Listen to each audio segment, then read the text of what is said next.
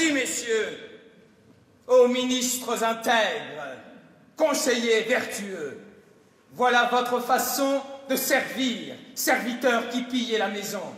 Donc vous n'avez pas honte, et vous choisissez l'heure sombre où l'Espagne agonisante pleure.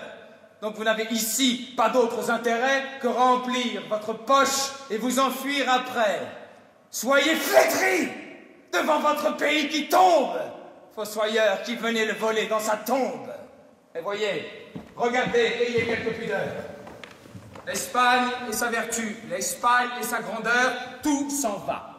Nous avons depuis Philippe IV perdu le Portugal, le Brésil, sans combattre, en Alsace, Brissac, Steinfort en Luxembourg, et toute la comté jusqu'au dernier faubourg, le Roussillon, Ormus, Goa. 5000 lieues de côte, et Pernambouc, et les montagnes bleues. Mais voyez, du Ponant jusqu'à l'Orient, l'Europe qui vous hait, vous regarde en riant. Comme si votre roi n'était plus qu'un fantôme. La Hollande et l'Anglais partagent ce royaume. Rome vous trompe. Il faut ne risquer qu'à demi une armée en Piémont, quoique pays ami. La Savoie et son duc sont pleins de précipices. La France, pour vous prendre, attend des jours propices. L'Autriche aussi vous guette. Et l'infant bavarois se meurt. Vous le savez?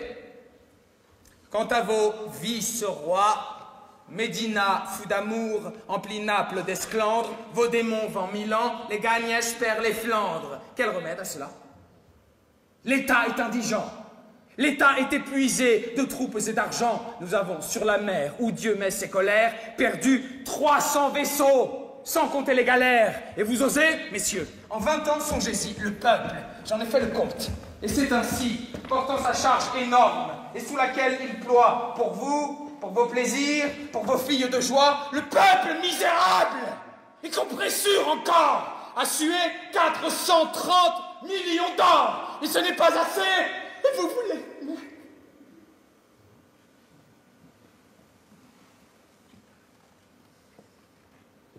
Ah, j'ai honte pour vous. Au-dedans, routiers, reîtres vont battre le pays, et brûlant la moisson. L'escopette est braquée au coin de tout buisson. Comme si c'était peu de la guerre des princes, guerre entre les couvents, guerre entre les provinces, tous voulant dévorer leurs voisins éperdus, or sûrs d'affamer sur un vaisseau perdu. Notre église, en ruine, est pleine de couleuvres. L'herbe y croît, quant aux grands, des aïeux, mais pas d'œuvre. Tout se fait par intrigue et rien par loyauté. L'Espagne est un égout où vient l'impureté de toute nation. Tout seigneur a ses gages, a 100 coupes jarret. Je parle 100 langages, génois, sarde, flamand. Babel est dans Madrid. L'alguazil, dur aux pauvres, aux riches s'attendrit.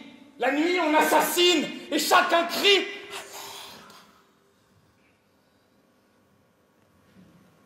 Hier on m'a volé, moi, près du pont de Tolède. La moitié de Madrid pille l'autre moitié. Tous les juges vendus, pas un soldat payé. Anciens vainqueurs du monde, espagnols que nous sommes, quelle armée avons-nous? À peine 6000 hommes, qui vont pieds nus, des gueux, des juifs, des montagnards, s'habillant d'une loque et s'armant de poignards. Aussi, d'un régiment, toute bande se double, sitôt que la nuit tombe. Il est une heure trouble où le soldat douteux se transforme en larron. Matalobos a plus de troupes qu'un baron. Un voleur fait chez lui la guerre au roi d'Espagne. Hélas, les paysans qui sont dans la campagne insultent en passant la voiture du roi. Et lui, votre seigneur, plein de deuil et d'effroi, seul dans l'escurial, avec les morts qu'il foule, courbe son front pensif sur qui l'empire croule. Voilà! L'Europe, hélas, écrase du talon ce pays qui fut pourpre et n'est plus que haillon. L'État s'est ruiné dans ce siècle funeste et vous vous disputez à qui prendra le reste. Ce grand peuple espagnol, aux membres énervés, qui s'est couché dans l'ombre et sur qui vous vivez, expire dans cet antre où son sort se termine, triste comme un lion mangé par la vermine.